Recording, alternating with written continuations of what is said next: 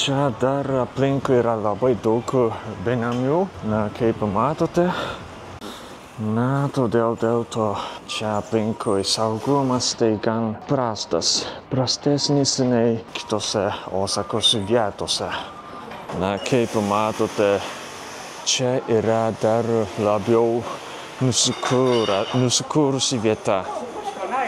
Čia jau netoli yra Raudonųjų žibintų kvartalas ir dar šalia yra vieta, kur yra Lušunynas. Daug benamių yra.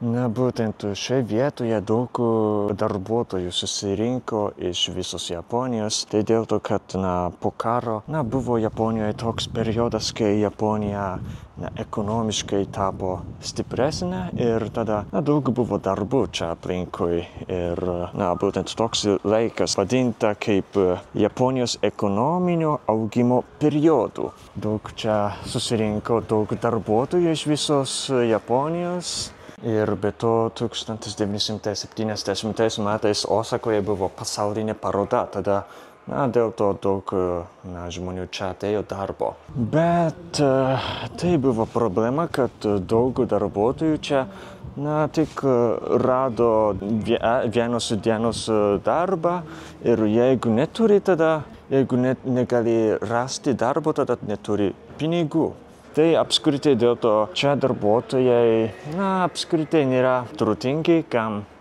skurdesni žmonės. Kaip matote, čia apskritai gyvenimo kokybė irgi prasta.